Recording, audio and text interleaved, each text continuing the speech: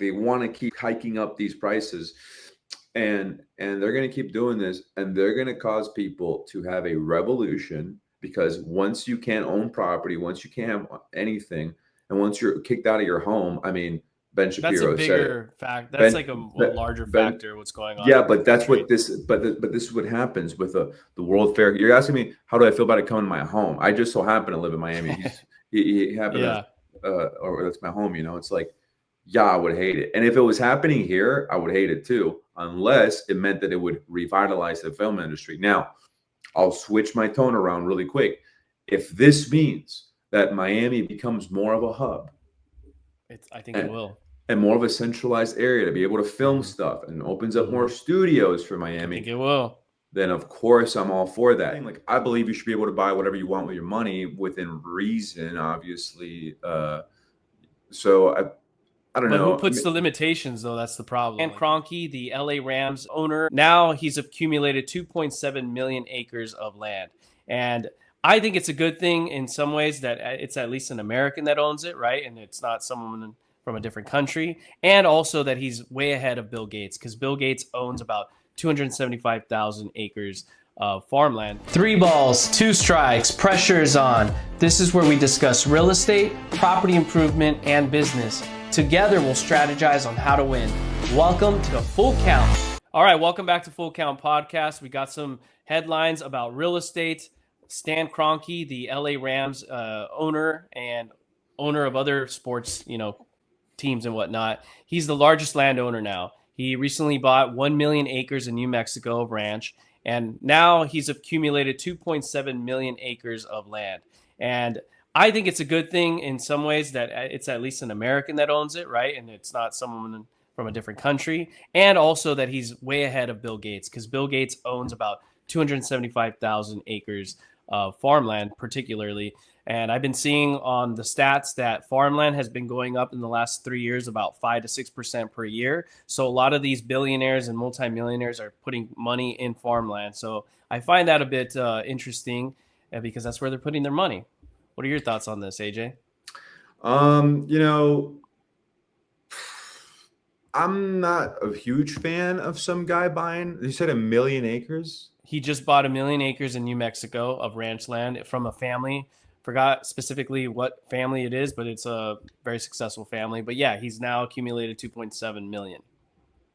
And this is one man that owns 2.7 million. I mean, I don't agree with that. And here's the thing, like, I believe you should be able to buy whatever you want with your money within reason, obviously. So I don't But know. who puts the limitations, though? That's the problem. Like, who's going to limit you to Well, enjoy what you want with is your he money? allowed to say what he's going to do with this 1 million acres? They didn't really specify. All I know is it's ranch land. So this previous family who owned this land, Yeah. I think they had a business out of it of some sort. I don't know what. And he bought all that land with the business that comes with it. So I think it's a bit of both. So he's owning land, but at the same time, he's taking the business aspect of it and applying it to his portfolio is what I think it is.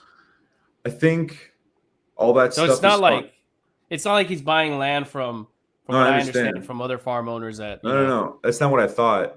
But in general, the way that I'm looking at it is like whatever the semantics are of what he's doing with the land, it's still one man buying 1 million acres on paper, right? technically, yeah. Yeah. I So guess, it's yeah. I mean, it's a business too. I mean, I don't know if he bought no, it under no, his no. name or what business it was. No, I understand that those are, but that's what I'm saying. Like, I'm trying to look at it from a third party perspective, because the way I'm looking at it, I have my I views know on that's it. why you're here. Yeah. You're the contrary of me, but I get it. Right. Not And always, though. you're not saying, yeah, I would say for the most part, no, actually. But I would say for you, you don't agree, you don't think it rocks and it's awesome, but I'm sure you're like, yeah, it's a business move. Like, that's what he's doing. Yeah. And it's Practical. yeah, it's practical and it's logical and simple to you. But someone like me, I feel that I'm a bit more maybe on the creative side of the of the emotional side. I would look at that and be like, dude, that's still just a dude owning 1 million acres, and like, okay, if what is he gonna do? Like, open up like 3 Disney Worlds? Like, I don't know. I mean, do you feel any different about the previous family that owned it though, because if he's just gonna take it over, it's exchanging hands, but it's not like changing the Well, outcome of what's happening. to be fair, I don't think Let me double that check here. anybody should own 1,000,000 acres of any one entity, right? Like what is, and you know what? If this was a couple years ago, I think if this was 40 years ago, we would just be like, oh, okay, it is what it is. But I feel like now, because there's so many people on this planet now, and there's so many people that don't own anything, and it's like for one dude to own 1,000,000 acres of something. I know a family that has 4 acres. It's a lot of land. So Right. I can only imagine 1,000,000 of them bitches, bro. It's called the Sorry. Teledyne conglomerate, who he bought it from. Industrial conglomerate. And what did they do? Teledyne. I don't know. I'm looking right now. It's technology company, industrial conglomerate company, which could mean a lot of different things. What are they known for? Doesn't really say, besides conglomerate, which basically means they own a lot of stuff.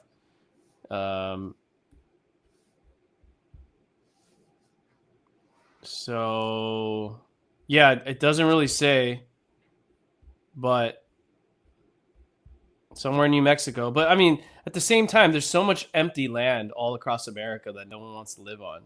You know, I mean, what's to say New Mexico? I think you would be surprised. I think the land that no one wants to live on, they just don't know it's there. If you just tell people, no, dude. Look at by Lancaster, even further up north from Lancaster. We've already spoken about Lancaster. I know, but it's awful empty. It is. Okay, yeah, but that's my point. A lot of these areas where there's like land and there's space, it's not the greatest. Like there's nothing fun there. Young people don't want to go there. But it's not about young people. I think people in general will still go there though. Like if you have an area where it's almost empty and barren because there's not a lot of people, I think you'll always find people to take it over. There's so many people now, bro, that it just feels like nowhere is empty disagree. anymore. I don't think there's enough people to take up the space on Lancaster. The earth. There was a stat we said in my podcast a couple years ago. There isn't. Yeah. There's way more room. That's not the issue here. It's the issues when we condense the areas where people are living in. Right. So technically, I think we can all fit inside of Texas. I think that's what it is. It's actually in LA, Los Angeles County. I thought if you put everyone no, I'm pretty sure it's Texas. Oh, I mean, maybe if you bring it up some levels, you could do LA, but I'm pretty sure it's. Someone can look up that stat, but yeah, it's an interesting stat. There's plenty of land essentially, but the problem is you can't really live on a lot of land because there's nothing there. Not only that, it's like the value of living, right? Like the quality of living, like what kind of life do you propose is an okay life to live in, being squished like this, living in a pod, you know what I mean? But yeah, I mean, I don't know. I guess I haven't really thought about the family that owned it before, but to be fair, like at a time where or the company at least that owned it. Yeah, or the company. We don't really know too much about it. But I guess, like, I'm not what do you call it? Like a radical, what is the name, dude? These fucking nature people, these hippie people. Climate activist? I'm not like a crazy nature activist, but I am like kind of like a nature guy, like a little tiny bit. I like to pretend like I am, and I do kind of love animals. I like to pretend. No, I do love these things, right? And so it would be great if he wanted to get some heat off his back, if he was like, look, I know I just bought 1,000,000 acres and everybody's tripping out. Maybe some people are tripping out, but I'm about to make 200 of these, at least 200, dude. You know what I mean? Like, I'm going to make 200 of these acres into a protected wildlife thing where, this certain breed of whatever can, I don't know, but it really feels like we're at a time where like people can just buy these kind of things and and they don't feel like they have to at least do. That's what I'm saying. Like if I did that, I'd be like, people are probably going to be a little upset with me. I mean, surprisingly, I haven't seen anything negative, but I think it's because he's a sports owner, so it's not like somebody that's extremely political. I doubt this guy's political, which is a I'm smart sure move. there's some negative things out there. I'm sure there's some I haven't negative seen things. it, but maybe on Twitter. X or in Twitch or whatever, I might see some stuff, but I haven't looked. Yeah, look, I don't feel negative about it, but I also don't feel good about it. I don't think it's a good thing. Well, how would you feel about owning land yourself? I don't think in I would need to general, own a investing in land, million acres. investing in general land. I would love to own maybe 1,000, 2,000 acres. Okay, that's a lot, dude. I mean, coming from a perspective of myself, like practicality. I mean, owning even a few acres is already well than enough for. This guy just bought a million. I know, but that doesn't have a big business. Saying 1,000, regular person. I didn't say. Regular person like myself and you. I'm far from regular, and neither are you. So I'm not. Well, yeah, I'm talking to income wise. I'm not basing this on like, oh, I'm just going to be sitting and twiddling my thumbs on like 1,000, 2,000 acres. I'm saying 1,000, 2,000 acres. I'm going to build myself a new land there, a new country. I'm just kidding, but maybe we'll have a World Expo there. We'll have a World Fair there. You know what I mean? My point is, there's a way to own land. I did it in COVID. I didn't own actual physical land per se, but I bought a REIT, which is a real estate investment trust. So everybody should look into those. It's like a stock market. I mean, a stock, but buying real estate in it. What is that? So RIT? REIT, real estate investment trust. So I bought what's called the ticker's land, LAND, literally land. It was I bought it in 2019 or 2020, early 2020, and they had a great run, dude. It was fantastic. I'm sure. But as soon as 23 happened, once the interest rates started jacking up with the Federal Reserve and all over America, it tanked. And right now, I think I sold it around $33 or $40. I forget, because I did like dollar cost averaging. Once I sold it off, it was around in the 30s, and now it's at $9. So my point is, there's a way to make money and own land, but then you end up, possibly losing it all. So you have to sell it at a certain point, is what you're saying. You have to know when to offload. Yeah, it. but I thought it was a stock that you could probably own long term, and it clearly was not. So here's the thing. I think same thing with Stag. People our age and even younger, obviously, mostly younger, but especially, I'm saying like even people, you're 34, right? 35? Yep, 34. Yeah, I'm 30. So I think people like 35 below, and especially people below, they don't see homes and owning homes and selling homes. They don't see it as a thing that they can buy and then flip. Do you see what I'm saying? They don't see it as a thing, as property, as a thing they as can a transaction. You mean? Well, they should. Absolutely. They should start looking at it as well. especially You see when how it comes to stocks and stuff. You see how you're kind of, and this is a good thing that you do. It's very smart, and I'm learning, and other people are learning, and I suggest that people look into it. But you're kind of like a hermit crab, in the sense of like you get into one home, and then like you kind of sell that one off, and you get into another home. And then you sell that one off, and then until you find your home, right? Yeah, you got to participate in the market, man. You can't just twiddle your thumbs and hope for the best. You got to actually like do something, risk something. Yeah, but not only does this, I'm talking about, huh? I was going to say, but not only does this make you a homeowner already, and you're already in that world, but you're profiting from it because you are going to be getting money back. Like if you sell it at the right time, obviously you could just find yourself a bad home, and then you're cooked. You know what I mean? Right. But it doesn't look like just for clarity purposes, I'm not talking about owning a house right now, or I wasn't. I mean, now you're talking about it, which is fine. I'm talking specifically investing in real estate on the stock market, not an actual house. Oh, I see. But I was saying about actually the way that you do. I feel like young people don't really click that. I don't know. I think young people get to a point where they realize either the switch comes on or the switch stays off for the rest of their life. And the switch comes on like, oh shoot, I need to get creative and make money. And I think it's a matter of what you read, what you listen to, podcast, whatever. The people you hang out with. If I hung out with people that didn't want to invest or buy anything, I would never. I mean, I'm too much of a rebel in some ways. Like no matter who I'm around, I'll be me. Yeah, but some people are influenced by others, so it's important to be around people that are like-minded, or not even like-minded actually, but people that want more. Yeah, no, I agree. Yeah. So, in any case, that was an interesting fact, and I'm glad you gave me your opinion on it.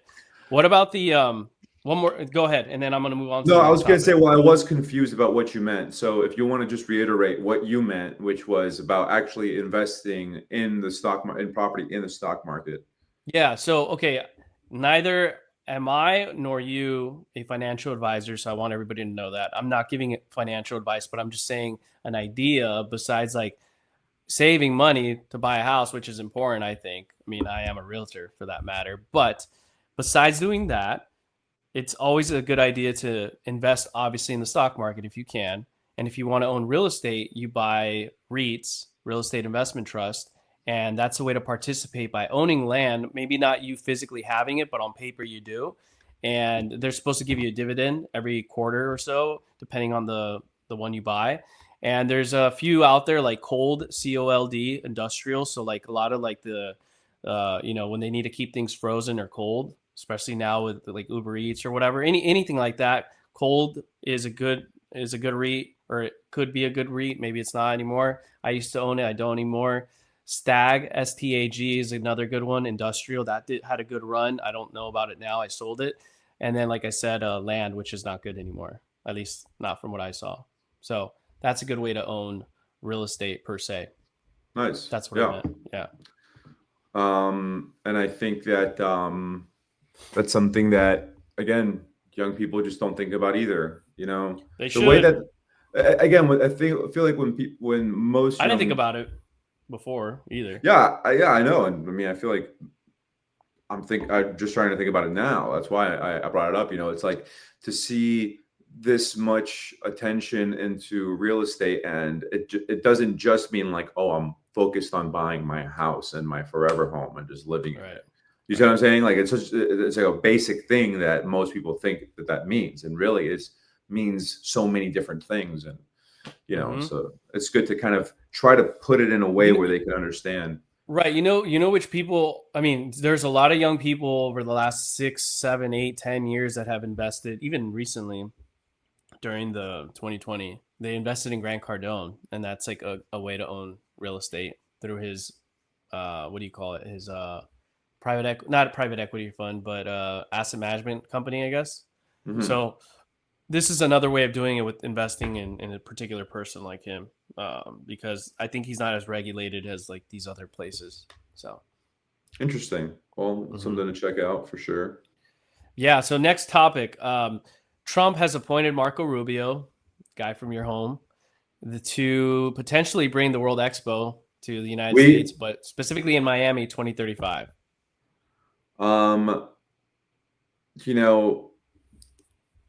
I gotta say, like we don't claim him, and then there will be a lot of people that I know that would be like, we do claim him. What the f are you talking about? And it's exactly, like, you know what? Like really, I know, and I'm on board with what you're saying on over there, but it's like, bro, like I don't know, he's hard to claim. I don't know. Regardless if he's hard to claim or not, I think it could be a positive thing for Miami because it's expensive to do, but nationally, like the U.S. has to, for the most part, will likely invest in Miami for the infrastructure and also sponsorships from huge companies, especially like Griffin with Citadel and other companies like JP Morgan Chase that will invest to have this exhibition in Miami. I think it's important. And again, going back, it's all about the infrastructure. I feel like your infrastructure in Miami is shot, dude. There's so many people. It's growing so fast, but there's no infrastructure. Why is it growing so fast? Yeah, but like, everybody's moving there. Yeah, so like why? It's like you're asking me like, do you not think that Sauron and the forces of Mordor taking over your home is a good thing and coming in and investing?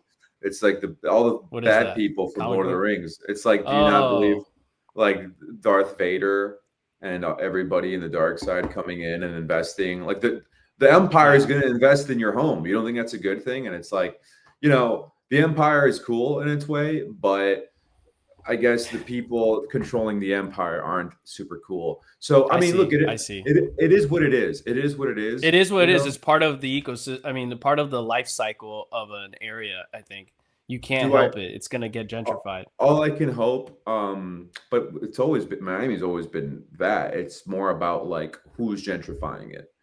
Yeah. You can't stop gentrification, but you can kind of decide who's in control of who is the bad guy you're rooting for, if that makes any sense. But the bad guy, right? But what I was going to say is, I think if the World World Expo Expo, is in Miami, right? I mean, I think it's super cool. I think it's huge, and I do think positively. Look, I grew up across the street from the boat show, right? And the boat show was the most expensive yachts that would come to Miami on Collins Avenue, Millionaires Row, and they would line up, and they would have these crazy spaceship-looking cars parked next to the yachts, and it was kind of like buy the yacht and you get the car kind of thing, That's you know. cool. Yeah. And dude, it was the fanciest to this day. You know, those yachts are like one of the coolest things I remember, just because they look like spaceships, dude. And so what I'm getting at is, if that used to give the boat show, working the boat show, it still happens, you know, used to give Miami this prestige, and it would give you this, like, you know, this, I don't know. So if Miami can have that again, and this one big like boom prestige, I think it would be great. It is been a little, I don't know.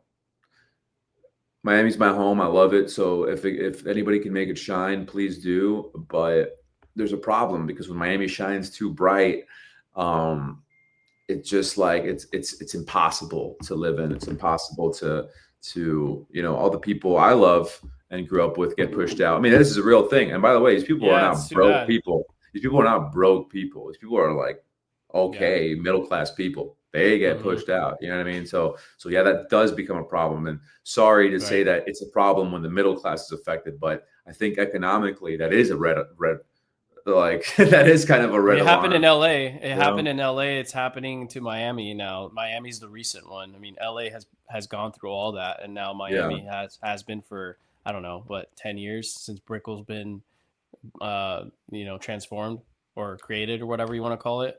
I mean, the nice thing about the World Expo happening here in Miami potentially is the fact that it could have happened in any other city, but it looks like it's going to happen in Miami. So I think it's a positive thing for the economics of that area, especially if it's going to improve the infrastructure. I think it kind of has to, in order for it to work there. And then once that exposition's over, World Expo's over, the infrastructure will be there. At least that's what I hear from like Japan and Dubai when they did it in the recent years. They invested a lot in that area, and then the people get to essentially utilize it. Look, Japan represents, you know, Tokyo, Japan, even in sci-fi movies and futuristic movies, it represents this thing of like ahead of the curve. Dubai actually does represent this a little bit as well. Miami is that for the United States. I feel Miami is like, I mean, LA really is too, but because all the celebrities live here and everything, but Miami is this thing where these billionaire techs now go there and they play around like it's GTA, because it will be. GTA 6 is going to come out soon. And when that comes out, make no mistake, Miami will turn into a shit show. It'll be Gotham City. It will. I'm not when like literally, or are you talking about the game? What are we talking about here? Literally, like people will start recreating. It used to be Gotham City. I mean, it was like drug infested. It was horrible back then. I know it is, but at least we just make it work, baby. We just make it work. Yeah, you guys make it work. It's less violent than it was before. Not that it's not now, but it's way better than in the 80s, right? Well, look, the reality is that regardless of what happens, like think about social media, think about clout culture and all this stuff, right? Once you're able to like drive a moped or like through Aventura Mall or whatever the hell, like you don't think people are gonna I'm just saying, like I'm not saying it's going to be a huge problem, but I'm saying like that kind of stuff does put Miami on the map. And again, when Miami shines too bright, people go out there and they do crazy shit, you know. It is what it is. So whatever. I'm for it. I hope you're against it. You're against it. You're against helping your people. It's okay. I'm just kidding. Yeah, you think that's going to help my people? You think my people eat from that? You know who eats from that. I think so. And it's not my people. It'll help. It'll help the boomers, and it'll help the millennials that have bought in the last several years. It's going to help people that have owned homes. Right. It'll help the people that already own homes. It doesn't help any young people own more homes. As a matter of fact, what it's going to do, it's going to drive property prices even higher in Miami. It is, dude. It definitely is. I hear you. So like that is they're going to keep doing this, and there's a certain mentality of a group of people doing this, right? Like they want to keep hiking up these prices, and they're going to keep doing this, and they're going to cause people to have a revolution, because once you can't own property, once you can't have anything, and once you're kicked out of your home, I mean, Ben That's a Shapiro said it. bigger fact. That's like a Ben, larger ben factor. What's going on yeah, in the but that's country? what this. But this is what happens with the World Fair. You're asking me how do I feel about it coming to my home? I just so happen to live in Miami. He happened Yeah. to, or that's my home. You know, it's like, yeah, I would hate it. And if it was happening here, I would hate it too, unless it meant that it would revitalize the film industry. Now, I'll switch my tone around really quick. If this means that Miami becomes more of a hub, I think it will. And more of a centralized area to be able to film stuff, and opens up more studios for Miami, I think it will. Then of course I'm all for that. But I don't think it will. I don't think that'll happen at all inside of our country for now. I think it's going to remain on the other side of the pond. We'll see. We'll see. It's a matter of time. But the other thing I was going to say is 10 years. It's all travel and leisure. I'll be 40 years old. You'll be 44 years old when this happens. I'll be 40 years old. You should have 3 kids. I should have 9 by then. You should have 20. I should have 20. Yes. And yeah, we need to help the population growth, because the population growth is crashing because of a lot of stuff you're saying. And I agree. I agree to that. Well, what I'm saying is, who cares? Who knows what's going to happen? You know, Trump's going to be 90. He's not going to be alive. He's probably not, no. And if he is, that means he is a clone, and he is a cyborg, and he was never alive to begin with. So whatever, we'll know then. But, you know, it's like, I don't know, we'll be fucking 44, dude. We'll be and that's 40. Why, dude, it's so important. If you're young, you're listening to this in the audience and you're watching this, do your best to own something sooner than later before it's not possible. And I feel like everybody says that every decade, but I think it's getting way more difficult. So if you can get in and get friends to buy with you even, and create an LLC and buy together, I think that's the way to go. Well, then the move would be to buy in Miami now, and then 100%. What do you think I'm trying to do? Or not trying yet, but you know, there's a reason why I'm getting my license there.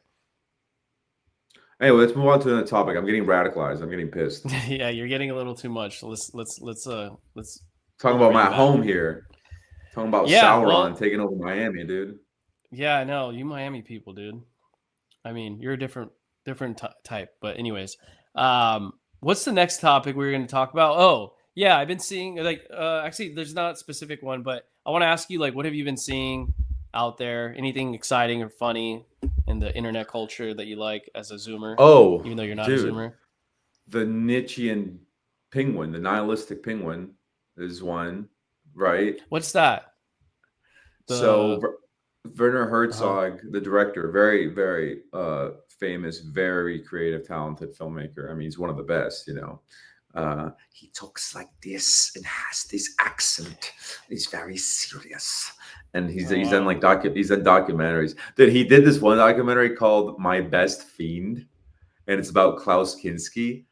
And they worked on a lot of films together, but it kind of looks like he hated the motherfucker. Like it looked like, because Klaus Kinski's a weirdo. Werner Herzog is this documentarist who, in his documentaries, he covers very serious tones. Like, for example, Klaus Kinski, he's covering My Best Fiend.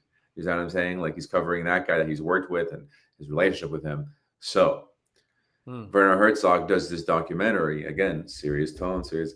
It's called. I think it's called At the End of the World or something like that. I have to figure out what it's actually. And this called. has to do with the penguin in the end of the world, or what? Okay. And what's the name of the penguin? I don't get it. So the reason why it's called At the End of the World is because the documentary is just a documentary set in Antarctica at the end of the world. I feel like I've seen this before. Is it like 10 years old? Yes, it's exactly 10 years old. I've seen it. So at a certain point while they're filming the documentary, the penguins are moving away from like the mountainous area, and they're moving towards like the water, I believe, to like go get food, shack up, and just vibe out, you know. And so in the video, he says, "But one penguin, like, you know, is like stands out." Oh, yeah. And it's very interesting if you see him.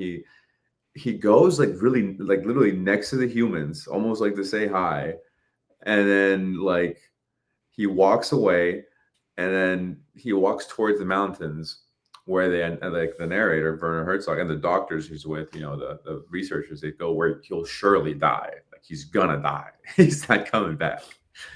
But he says hi to the humans. He starts walking. He turns back to the camera, like he looks at the camera for a second, or maybe at his penguins, and then he like full force Naruto runs towards the mountains. So it's like this. That's the scene that everyone's talking about or everyone's using. But so then over that, the narration is Werner Herzog going, I asked Dr. Ainsley. Sorry, he says that Dr. Ainsley says that if we were to bring him back, he would surely just do it again. Like if you were to go save him from running to that mountain and bring him back to his pack, he would just go and do it again. So then he goes, so then he goes, but why? Oh, okay. So the whole thing is this kind of thing of like, on the deeper base level, you can get deep with it, right? You could say that it's like when the whole world is telling you something, but what you want to do is right, even if you're going to die, just do it kind of thing, right? It's basically a Nike ad, right? The penguin is basically a Nike ad, just do it. Right. But then, it just overtook the internet with this kind of thing of like, I don't know, it's a meme. Yeah, of course, but the nihilistic penguin, and then the White House retweeted the penguin a bunch of times. I'm getting real tired of them stealing memes, dude. Like, know what? But I mean, it's interesting they're using them. I mean, I remember seeing the Biden administration. They tried a few, but I'll post this. Like viral. I'll post the memo Peter Thiel wrote about how using memes is a priority. It's the future, right? It's a priority in future warfare. So yeah, but I'm getting tired of that because they're ruining the meme. Like it's okay to do it once in a while, but dude, like let us just have the penguin. I've seen this penguin everywhere else though recently. Like since that's been happening, I've seen it like being used by other people for different things. Like it's a trendy thing right now, right? Of course, yeah. But the penguin just represents the sense of. So the White House posted Americans have always known why. But that's not what I'm saying. I'm getting kind of tired of the White House saying it. But for example, for me, the penguin, yeah, exactly. For me, the penguin represents, nihilism. Is that what it is? No. For me, the penguin represents your sense of yearning, following your dream, even if it kills you. You're going to run straight ahead into it. Yeah, just do it. It's basically a overhyped Nike ad with a penguin that will make us emotional because it's a small, little, cute, adorable thing. But it's going to go climb this mountain and it's going to die. You know what I mean? And honestly, that is the most Batman thing that you could ever imagine. You know what I mean? So this penguin to have been able to touch humanity, a different race, a different species, right? Sorry, different species, not a different race. This penguin to be able to touch a species, and I'll say something that I find interesting. I think a species that feels defeated right now. Like I feel like humans feel so like defeated overall in society. Like there's so many bad things, so many world wars happening right now. There's a lot of poor, a lot of suffering. We just sat through watching the craziest thing.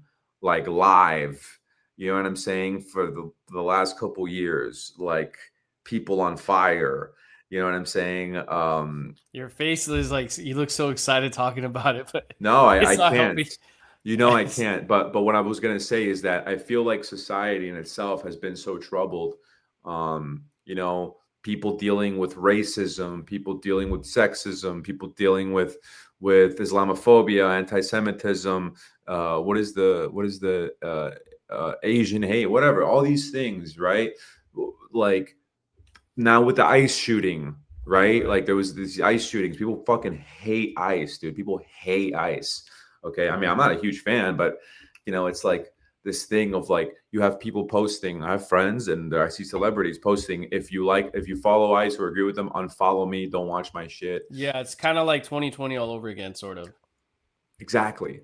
and people were it's every defeated couple of years then. it's happening. Yeah. So I feel like we're mentally defeated, and this one penguin comes and just the penguin kind of has the human spirit, and we kind of needed to see it inside of a small little bird that can't fly. Does that make And sense? that's why. Yeah. That's I why feel it's like going viral. maybe that's why it's going viral. I'm trying to pinpoint what is, the thing, but I feel like maybe that's why, because I think that our species does feel a little defeated. Everybody's kind of like, well, what's the point? We can't own property. It's not to bring it up again, right? But it's like, like, I damn. think a lot of people are too in the internet. Like they need to go out and like focus on what's in front of them Yeah, I think to bring down the I agree, hysteria and shit. 100%, 100%. Like I went golfing today. You know how great that was. I didn't think I about the bet, news. I did I think about bet. work because I had to answer some stuff. But overall, it was cool. I got the sun. I mean, that's what's nice about being here on the West Coast. But I got the sun. I got to be in the outdoors. Got to see animals fly by. It was cool. Oh And I yeah, think people need that. I agree. I agree. 100%, 100%, 100%. People need to get out of the house, touch grass, touch grass. But the Yeah, reality is, exactly. it's getting harder and harder to ignore it. Like, you're able to ignore it by getting off your phone, but reality is encroaching around us at all times. Whether it's like going to a cafe, getting a fucking coffee, and seeing like fuck ice or something. And again, Oh I'm yeah. not saying I like ice, but now you're once again reminded, like, oh yeah, these people shot somebody. You know what I'm saying? Like, that's the look. I'll be honest with you. That is a really big problem for me, because We're not supposed to be a political show, FYI. I no, mean, no, let's no. go back to No, no, no. I real know, estate related or I economics. know, I know, I know. But what I was gonna say is So we got to get off that subject pretty soon. is it's hard to Yeah.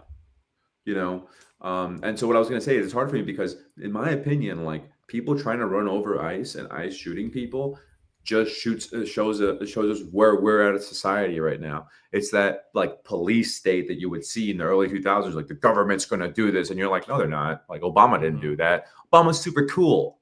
Obama's the coolest guy ever. He didn't decimate the Middle East and fucking destroy weddings and burn people alive. Yeah, he's not the He grim killed a lot of reaper. innocent people too. He killed the most. But I know, in the anyway, Middle East.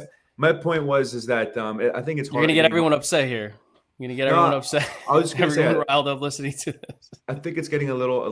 Well, who the fuck is watching is gonna get upset? Say something in the comments, dude. Yeah. But what I was gonna say is that I think it's getting a little harder to avoid these things, and that's why I say that I feel like our species feels defeated, because we're reminded constantly of these things. Again, I was just bringing up all these crazy things and putting it as to, this is why, but why? Got it. Okay. I forgot one topic that I can bring up really quick to end it, but go for it. One last thing you want to say? Well, I was going to ask you. I just found out that you were watching Fallout also. Yeah, it's a good show. I mean, I was just telling you earlier, like, I really like it, but it's a little slow at certain parts. But overall, I like the show. It's great. It's I like the 50s era, the 60s and the 50s. I wish, like, in a way I was in that era in a way. But I mean, there was a lot of bad stuff in that time too. But overall, it was really cool. Like the homes, like products, things were made in America, and it was just different. 100%. Right? That show is awesome. Fallout. I like it.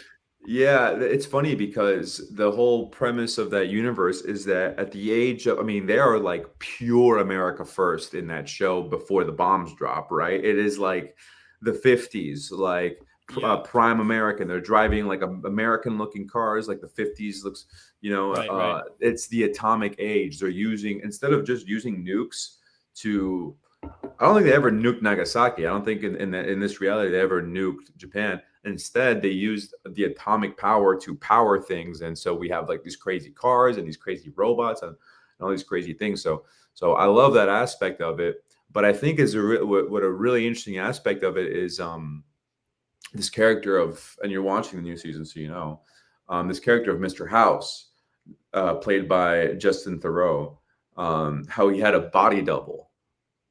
Oh yeah, that's what it is. Yeah, that's what it was, and I might have just spoiled something there, but whoops. But I feel like I like that so much because I mean, Saddam has body doubles, Putin has body doubles, some say Trump has body doubles. They say You Biden know, did too, supposedly. I don't know if it's he true. definitely looked like he had body quadruplets, dude.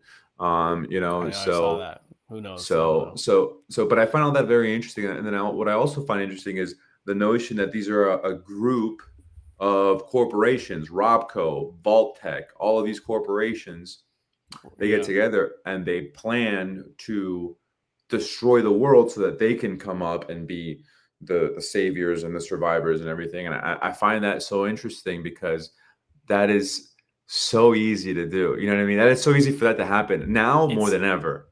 it's like you said in the last podcast where in the 2008 financial crisis happened. It was caused probably by Wall Street, right? Or it was caused by Wall Street and amongst other things. And then housing prices fall, people get, foreclosed on, and then they come in, swoop in and buy the homes, and then they sell it back to the people. They cause the problem, and then they cause the ailment, and then they The have problem. the antidote as well, Oh the yeah, yeah, solution, yeah. the Right. antidote. So And that's what that this is show's about the people in the vaults. sort of, because Sort at the of. end of the day, it's about Cooper Howard, which is the ghoul, is Walton Goggins, His name's Cooper and Howard. he's the actor. The actor's name, the Oh, character of the got it, got actor it, is got it. Cooper Howard, the Western actor, Yeah, he's and cool. He's a good character, dude. dude, he's a great character. And if you've That's a seen him good in costume. if you've seen him in other things, I've been watching this show called Vice Principals. Please check it out with Melissa. You guys are gonna dig it, dude. Okay. And Walton Goggins is amazing in that show. That's dude. his name. That's his name. And he's just this character he makes, and he has this walk that he does that I didn't really see it at first, and then once you see it, you can't unsee it. But like a general walk in every no. It's movie for show. his. It's for It's a character walk. It's for his characters. In I don't which think one? he really. Well, he does it for the one in Vice Principals because Okay. like I don't know why he does it as the ghoul, but he also does it as the ghoul. He walks like very interesting, but you'll see it now that I've pointed it out. But what I was going to say is that the juxtaposition between the characters he plays as in Vice Principals, he's like this clown, this like crazy degenerate guy. It's a really good show. Cool. But okay. then he's playing Cooper Howard, who's this guy. And by the way, that the idea of the character that has been alive for like 200 years, because the ghoul has been alive since the bombs dropped, and it's 200 years after the bombs dropped. Remember? Right. So this character that's been alive the whole time for a gaming franchise is genius. You know what I'm saying? Because that means that this guy, Walton Goggins, has been around for Fallout 1, Fallout 2, Fallout 3, Fallout 4, and beyond. So this is just something that video games that are switching to TV shows and movies, like the new Warhammer TV show coming out that's going to happen with Henry Cavill attached to it. All that's going to probably take a little bit of elements like that. But yeah. Cool. Yeah, like Last of Us also, I think it was, right? Yeah, you watched that. I didn't finish that. It was okay until the end, till the last season or whatever. Anyways, did you like finding out that she was going to become a dad? I think that was like not important really in the entire show. That didn't matter to me. That was kind of a weird situation, dude. Especially because the problem was they tried to make her like they tried making her like heroic and cool and like badass that can kill anyone, in the show. But she's like not that. She doesn't have the part. Like she didn't look like a Tomb Raider girl or anything like that. You know what I'm saying? She's not that guy, pal. She's not that guy, pal. Yeah, not that guy. All right. So one last thing I forgot to mention for those listening: the 401k situation. Right, the administration is doing a proposal where you can now use your 401k or potentially to use on a down payment on a home. That's always been around, by the way, but in this case, he's going to remove the 10% penalty of using that money for a down payment, because if you took out your money by 59.5 before that, you get penalized, and then you also get taxed on whatever you take out. So it kind of sucks. However, before this proposal took place, what you could still do is obviously take that penalty and then get taxed. But you could always borrow against your 401k. So you could always use your money, put it on a down payment for a house. A lot of people are doing this, and they have been. And then you're taking out a loan on yourself essentially, and you have to pay it back. So in this case, you still have that option, but now you can also literally take out the money and not have to do a loan on yourself essentially. So I think it's kind of a good thing. Although I saw 2 days ago or so, or 3 days ago, he's kind of like reversing his thoughts on that. He doesn't want to do it anymore, which is interesting. He's saying it was more his administration pushing it, but there's pros and cons to doing this, in my opinion. It's good in one way and it's bad in another. So it's a multitude of how you look at it, I guess, the outlook. That's interesting that the system is set up for you, against you, to use your 401k to buy a home. The system is used against you to use. No, I mean, it's set up to take, I mean, it's your money. Like, why are they taxing you extra 10% and all these things to use your 401k? Right. Well, it's an instrument by using the 401k to essentially whatever money you put in there, you're not going to, it's just an instrument essentially. I'm not a financial person, but it's an instrument for retirement, and you have to abide by the rules in order to benefit. So if there's no rules and you get to use it however you want, it's no longer an instrument for retirement. I think that's why. Yeah, he should probably go into that and kind of make that a little less silly. Well, there's like Roth IRAs and there's 401ks. Right. So very of course. No, but, but in this case, what would be a reason? What would be a reason to tax people for taking out their money to buy their own homes with their own money from their own 401k? Well, the point is you can't take out your money before you're 59 and a half, and that's always been the rule since, I guess. So by taking out the money, you're going to get penalized, because if people take out the money beforehand, I think it'll basically not be a 401k anymore. It's just a place to put your money and invest, but you can't really treat it as a retirement account anymore, right? But that's what I'm trying to say, is that like the only thing stopping it from being a regular account is the fact that you can't remove your money before you're 59. Yeah, because there's benefits to it. If there's no rules and there's no repercussions on abiding by these rules, then it's not going to work. But at the same time, 401ks are important for the system in America, because that's what keeps the wheels going. Because people are investing in companies, and companies are able to do what they need to do for market valuations to go up. I think that's why Trump is reversing his thoughts on it, because he's seeing Wall Street people are going to be like, oh, all this money's getting liquidated from the stock market going into housing. It's going to hurt the stock market, and housing's going to improve, or affordability is going to improve.